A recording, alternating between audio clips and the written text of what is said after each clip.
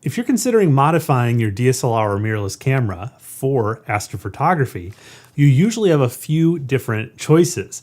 And the goal with all of these mods, as we call them, is to let in more light in the deep reds of the visible spectrum. The issue with stock cameras is that they have a fairly aggressive IR cut filter that rolls off gradually in these deep reds. And that gradual roll off means that the H-alpha emission line, which is so important for capturing emission nebulae, is only passed at somewhere from around 20 to 50% transmission. After modification, you typically pass that line at over 95% transmission, and that makes it much easier to photograph these dim emission nebulae like the Heart and Soul or the California Nebula or the North America Pelican. And if you've looked into camera mods, you may have seen terms like low pass filter, full spectrum, HA mod, Botter mod, and felt overwhelmed by all of the different choices here. Well, this video will clear up the actual physical differences of these different types of camera mods, but also go into their pros and cons and what to expect from each mod when it comes to real-world results under the night sky.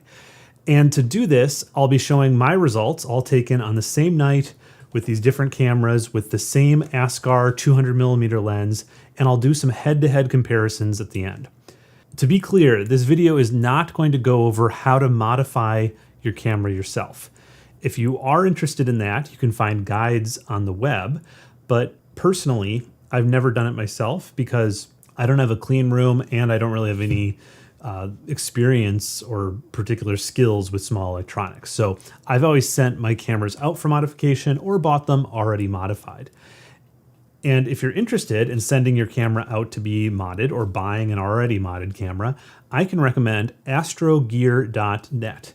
I've had a long call with the owner and he really knows his stuff. I sent him this Canon EOS T7 DSLR for modification. He did a Botter mod on it. I've been using it for months and the results have been great. So astrogear.net and my affiliate link is in the description. So let's dive in. To start with, let me just break down the anatomy of the filter stack in a typical stock DSLR or mirrorless Canon camera. After you open up the mirror, light first hits the LPF1 filter, which is an anti-aliasing filter. So what an anti-aliasing filter does is it blurs small detail a little bit. The point of this is to get rid of moire patterns, but those don't really affect us in astrophotography. The LPF1 filter also is necessary if your camera has an auto dust cleaning function. That doesn't really matter to me. I usually turn off the auto dust cleaning function anyways because if you're not careful with flat fielding, that can be a problem. Anyways, then behind the LPF1 filter is the LPF2 filter. And this is the filter that needs to be removed in every kind of mod because this is the one that's affecting the deep reds of the visible spectrum and cutting off some of the HA and usually all of the S2. What I just went over, LPF1, LPF2, being two different filters is true of Canon. For Sony and Nikon, it's a little bit different, and often those filters are all glued together in a sandwiched filter style. So that affects the kinds of mods you would do a little bit, but it's the basic same idea as what you have with Canon, that there's different sort of filters in a low-pass filter stack that do different things, and the one that you really have to remove is usually called the LPF2 because that's the one that's limiting those reds. If you just remove the LPF2 filter but retain the LPF1 filter, that's one of many mods that we might call an HA mod, and it's one of the most popular because it's usually the cheapest mod out there. And there are a variety of mods that also combine removing the LPF2 or the entire low-pass filter and then adding some kind of astro-specific filter back in internally. And the most typical one you'll see is adding back an luminance filter, also known as an astronomy-specific UV-IR cut filter, and those are usually provided by the company Botter. And the Botter filter is so popular for modding that when it's used, it's usually just called a Botter mod. And so that's what I'll call it in this video. In my case, what I had done was I had the LPF1 and 2 removed and the Botter filter added in by astrogear.net. And then another kind of popular mod is the full spectrum mod, where you remove the LPF1 and LPF2 filter and either replace them with clear glass or don't replace them at all and just have a naked sensor.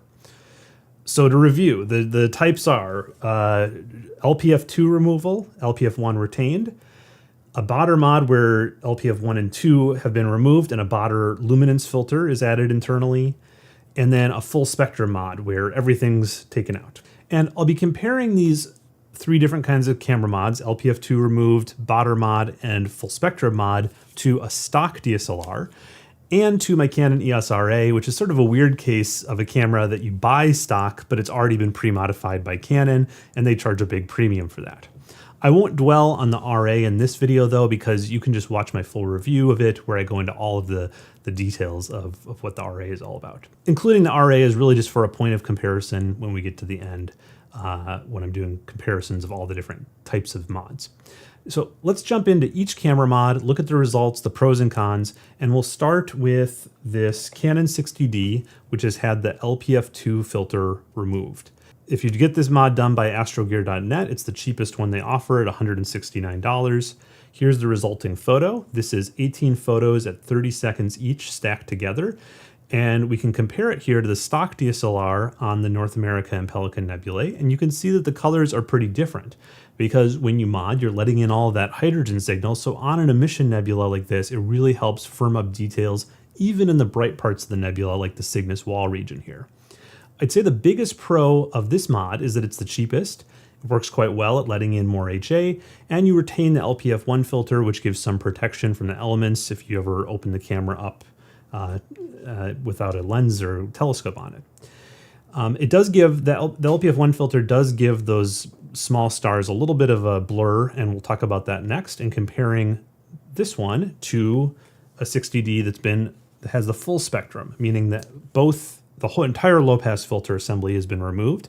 I replaced it with an astronomic L2 UVIR block filter that's a clip-in. And at first glance, it might look nearly identical to the last mod. But the removal of the LPF1 filter means that if we look at the stars very closely, you'll see that that LPF1 filter does blur small detail. And without that anti-aliasing effect, we can split stars with the full spectrum camera because the small details sharpen up a little bit. This is a small enough difference that I'm not sure if artistically I care, because zoomed out, like I say, they look basically identical to my eye. But the real advantage of the full spectrum camera is that it's a bit more flexible. I could remove this astronomic L2, which I use for nighttime shooting, and put in an IR pass filter on front of a lens, like this Hoya R72, and do infrared photography during the day, which I've only done on a few occasions, but it was really fun. I want to do more of it. And so that's a big pro of the full spectrum, is that it's more flexible. The downside is you'll likely pay a bit more to get this added flexibility because you're buying different kinds of filters and things.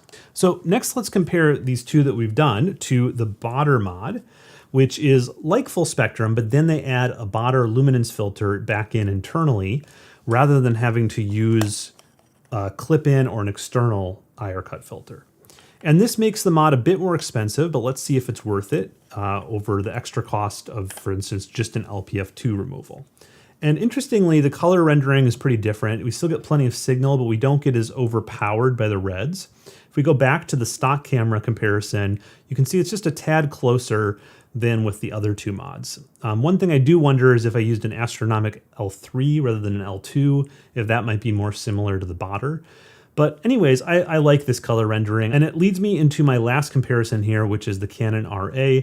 The stars will look bloated compared to the other cameras because I've cropped down from full frame, and the RA has significantly bigger pixels than these crop sensor cameras. But that's also why it's a brighter image than the others, because of these bigger pixels. But if we can get past those differences, I think it compares pretty well to the Botter mod. So let's bring them all back up now and look at some crops. I'd say that the differences are all pretty subtle. With a few small adjustments in Photoshop, I could probably make all of these look even more identical than they do here. As another test though, I did a daytime shootout with a lamp set to 6,000 Kelvin, which is pretty close to sunlight. It's sort of a bluish white. And I first put all of the cameras onto full auto, including auto white balance, and took snapshots. And here's the results there. And you can see with modified cameras, auto white balance is a pretty bad idea, except with the Canon EOS RA, in which case it works fine because Canon's already done a white balance shift in the firmware. So to even the score, let's set a custom white balance with a gray card for each camera before taking the snapshots. And these are the results. So obviously much closer, and it really is, they can be used with a custom white balance. If you've enjoyed this video, I'm going to have a part 2 in this series on camera mods 1 week from today, where I'll be comparing a modded Canon DSLR to a modded Nikon DSLR. And we'll see if I'm so wowed by the Nikon that I want to switch to the dark side of the force.